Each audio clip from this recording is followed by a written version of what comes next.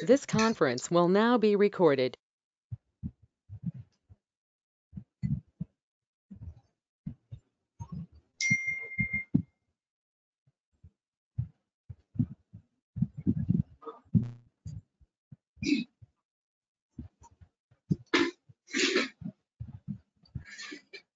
So today we are discussing about basal cell carcinoma. As previously discussed, we discussed in the last practical about squamous cell carcinoma. So squamous cell carcinoma being the second most common, and basal cell carcinoma is the most common malignancy of skin, and it constitutes of 80% of all skin cancers. It occurs in all races, but more often in fair skin people, as previously discussed. Usually the patients present over the age of 40 years and more common in men than women, and the ratio is 1.6 is to 1, and it has the site of occurrence is mainly in the sun exposed areas because of the ultraviolet rays, or which are directly from the sun or from the tanning beds. So they are in any hair bearing areas also, and also sites with limited or no exposures. The most common site is at the angle of lip, I mean like the line which is joining the lip, angle of lip and ear pinna. That's the most common site for squamous cell carcinoma. And coming to its spread and metastasis, basal cell carcinoma usually grows in a slow and indolent fashion, even squamous cell carcinoma also. But how should you differentiate is by how the lesion presents. However, if untreated, the tumor may invade the subcutaneous fat, skeletal muscle, and bones. Hence, it is known as ulcus rodens, as it is a fascia eating and muscle eating kind of cancer. So, it is known as ulcus rodens. It's not more likely superficially spreading, which squamous cell carcinoma is superficial spreading. The tumors of face may invade skull, nares, orbit, or temporal bone by the auditory canal. They can reach the central nervous system and produce lethal meningitis.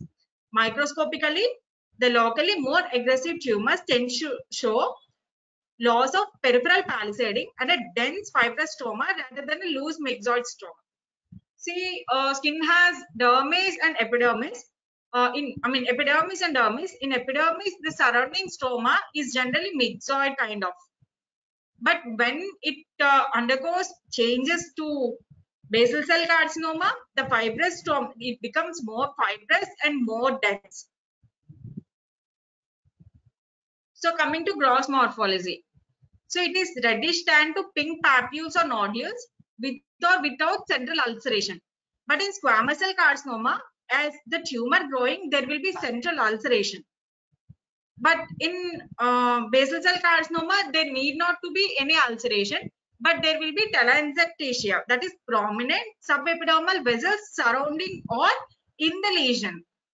And there will be atrophic or indurated scar-like lesions, typically will shown as infiltrative histological pattern.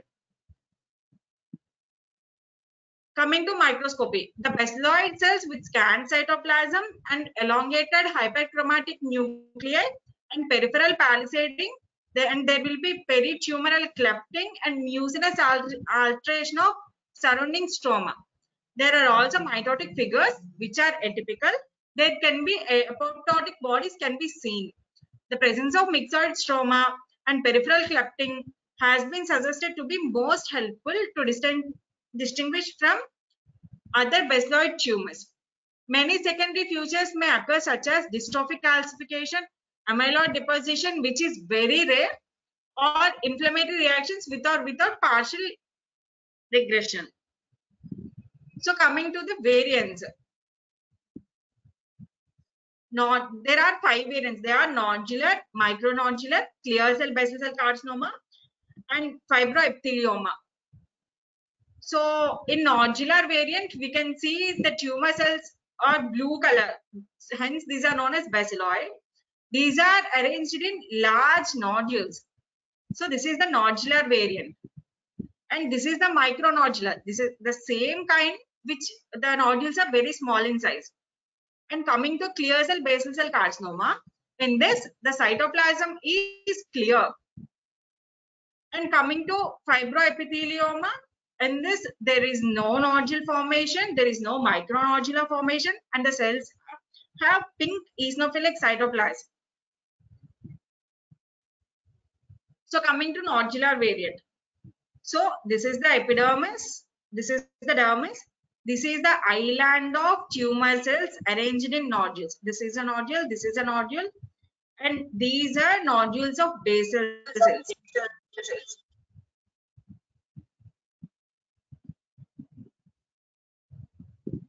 So, basal cell carcinoma presents at nipple, there will be proliferating nests of basaloid cells arising from the epidermis and extending into superficial dermis and nipple stroma, and may involve the underlying lactiferous ducts also.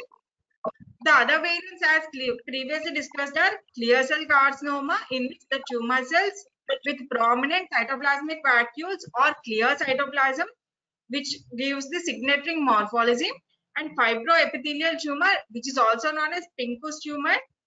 It is a polypoid variant, often present on the back with abundant stroma.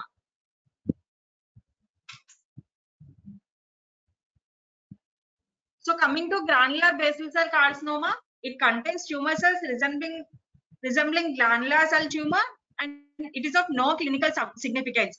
Any basal cell carcinoma, until and unless it infiltrates the underlying structures, can be treated. And coming to infundibuloblastic basal cell carcinoma, it has hair follicle differentiation. It also involves the hair follicles. So the treatment is imiquimod. We can apply topically.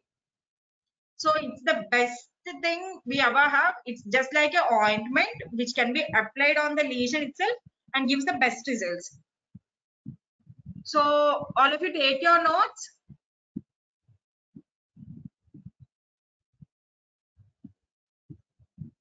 Put the heading basal cell carcinoma.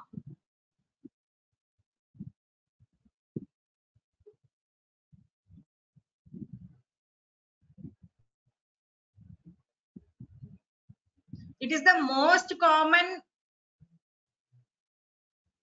It is the most common skin cancer.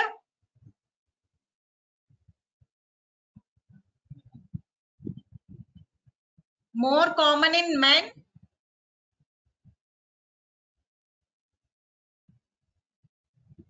More common in men. Risk factors include exposure to UV rays, either from sun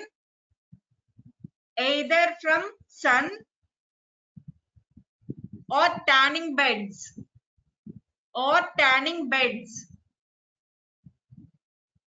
comma, fair skinned people.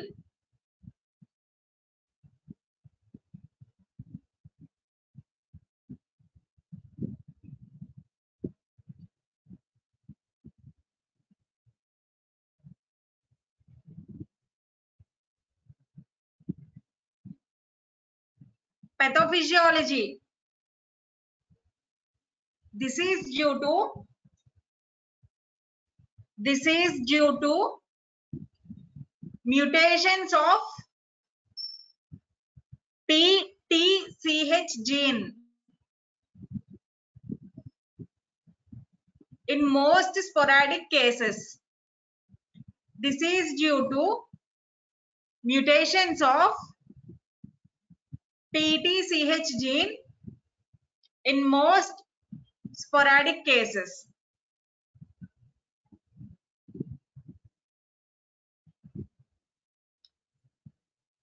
The most common appearance is a papule or a nodule. The most common appearance is a papule or a nodule.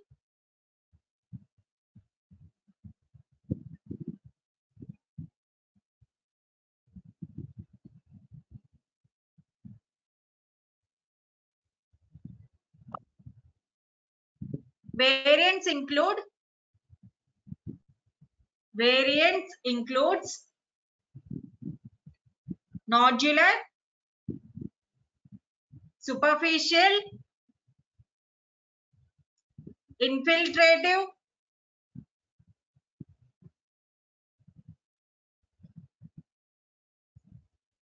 basosquamous, basosquamous, granular, granular, infundibulocytic, infundibulocystic basal cell carcinomas.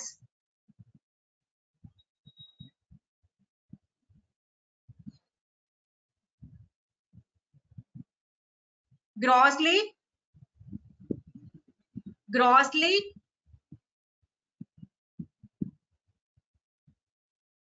reddish tan to pink papules or nodules, reddish tan to pink papules or nodules, with or without central ulceration.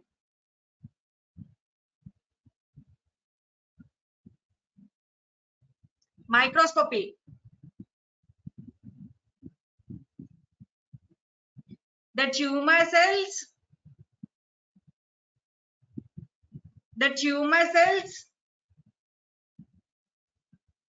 are arranged in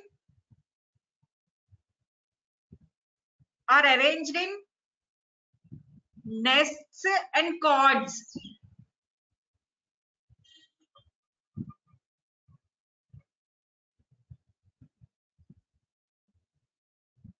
The basaloid cells have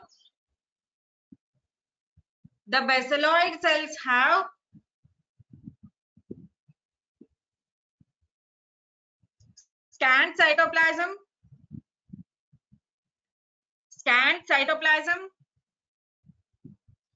elongated hyperchromatic nuclei,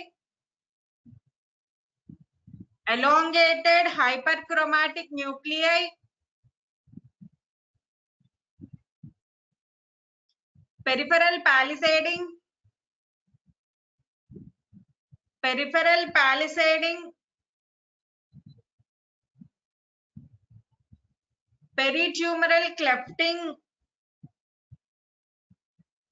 peritumoral clefting,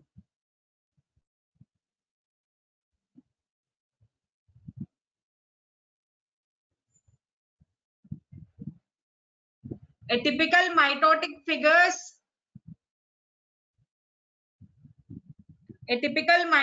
figures,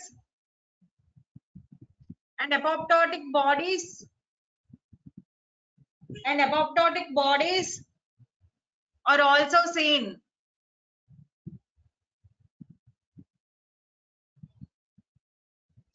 The surrounding stroma is myxoid.